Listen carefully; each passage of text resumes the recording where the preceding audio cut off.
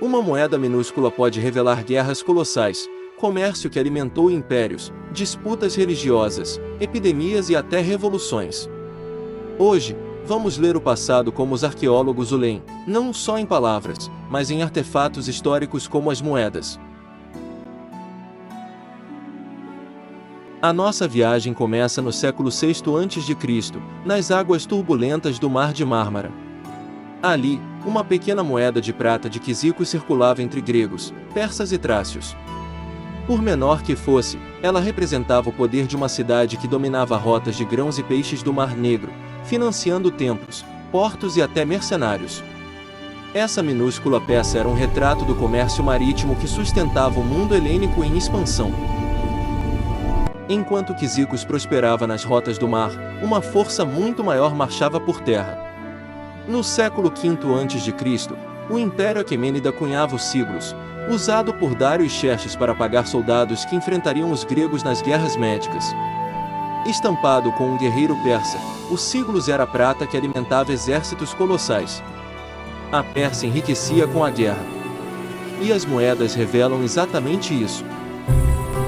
Quando avançamos um século e atravessamos o continente, chegamos à China fragmentada pelos reinos combatentes. Ali, no século IV a.C., surgem as curiosas moedas conhecidas como nariz de formiga, emitidas pelo estado de Shu. Seu formato estranho refletia mais que economia, era uma afirmação de identidade num mundo em disputa. Enquanto a Pérsia e os gregos mediam forças com exércitos, os chineses lutavam com ideias, culturas e moedas que afirmavam autonomia diante do temido reino de Qin, que ainda unificaria a China. Do conflito à integração, descemos então para o Egito do século III a.C., governado por Ptolomeu III. Em Alexandria, obras monumentais como o farol impressionavam viajantes de todo o mundo. Mas o que realmente movia o cotidiano eram pequenas moedas de bronze, como o chalcon, usadas para comprar pão, azeite, produtos agrícolas. Assim como as moedas de Shu representavam identidade, essas do Egito revelam outra força histórica: o valor do comum, da vida diária, do alimento que sustenta impérios inteiros. E é também com o cotidiano que entramos no século II a.C., na Catalunha dos Sessetani. Suas moedas traziam cavalos símbolos das trocas comerciais que faziam com cartagineses. Mas estavam prestes a ser substituídas. Roma se aproximava, e essas peças marcam a transição entre culturas locais e a urbanização romana. Como em Alexandria, o comércio alimentava cidades. Como em Shu, a moeda defendia identidade. Agora, porém, um novo poder engolia fronteiras. No século seguinte, quem enfrenta Roma não são ibéricos, mas os orgulhosos partas. Sob o reinado de Orodes II, uma dracha circulava pelas rotas entre a Índia e o Mediterrâneo. Foi essa moeda que testemunhou a derrota do romano Crasso, o homem mais rico da República, em Carras. Assim como o Siglos Aquemênida financiou guerras contra Atenas, a prata parta financiava a resistência contra Roma. As moedas mudam, os conflitos ecoam. E entre conflitos, tensões e religiões, chegamos ao século I d.C., em Jerusalém. A pequena pruta de Herodes Agripa aí era usada para pagar impostos no templo. Humilde em metal, mas carregada de tensão política, circulava em uma sociedade marcada por expectativas messiânicas e pela presença implacável de Roma. Diferente da prata parta destinada a exércitos, a pruta alimentava mercados e oferendas. Mas ambas eram armas, uma da guerra, outra da fé. Seguimos então para o século II d.C., no atual Iêmen. Enquanto Roma dominava mares e soldados, os imiaritas dominavam as especiarias. Incenso e mirra eram mais valiosos do que muitos metais, e um pequeno quinário financiava rotas que abasteciam templos desde o Mediterrâneo até a Índia. Após moedas que mostraram guerra, fé e alimentos, agora o dinheiro exala cheiro. Comércio e religião perfumam o mundo antigo.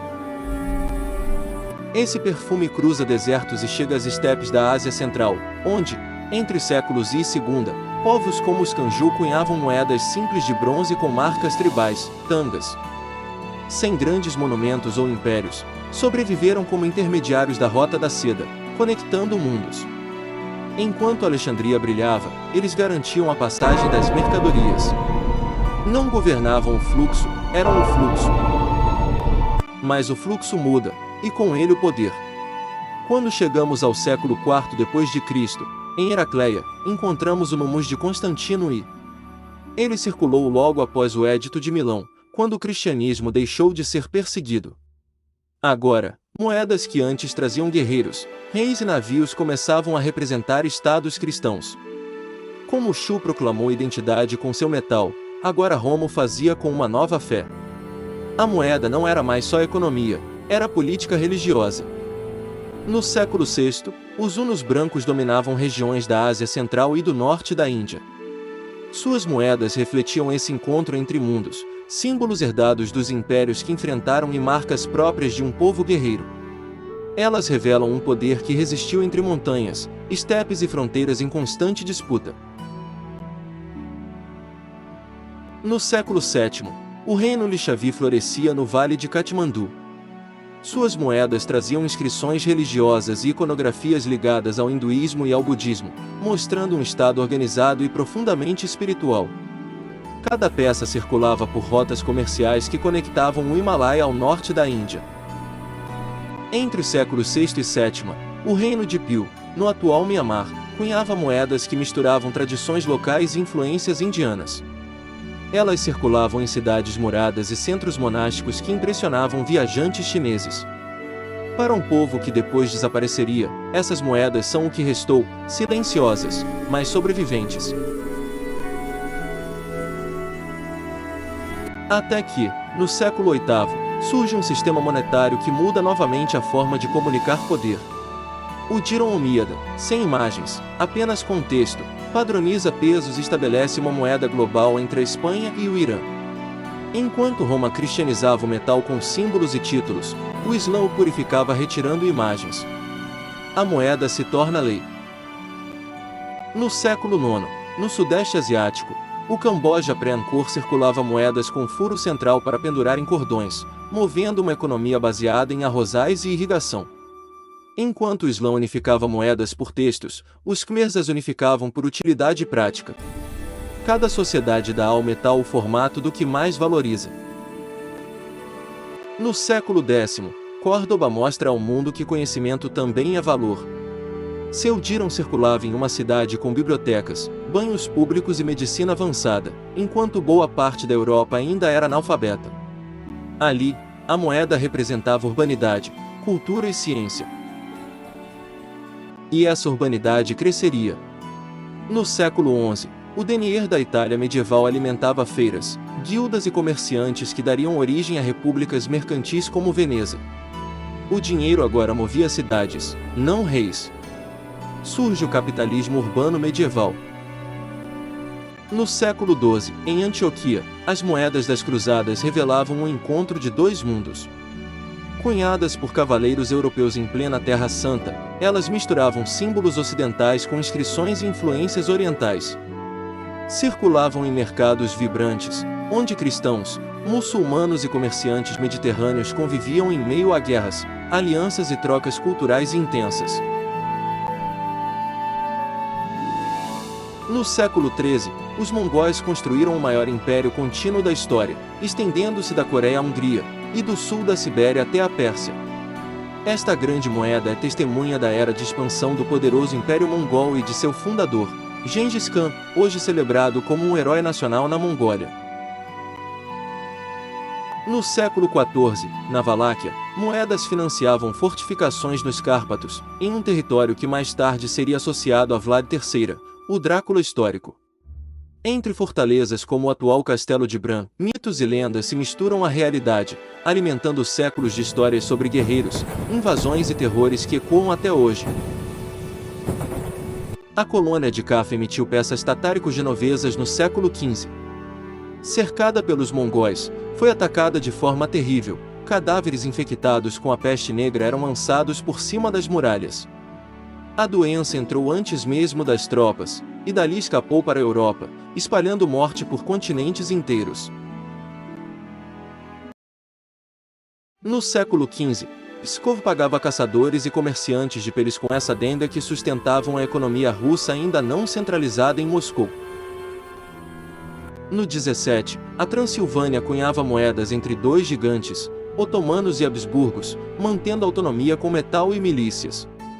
Essa moeda apresenta um furo de prego, o que indica que ela pode ter sido usada como amuleto para afastar o mal, proteger contra a doença ou trazer sorte. No 18, o liar de Luís XVI comprava pão enquanto a França desmoronava às vésperas da Revolução Francesa que cortou a cabeça do rei estampado na moeda.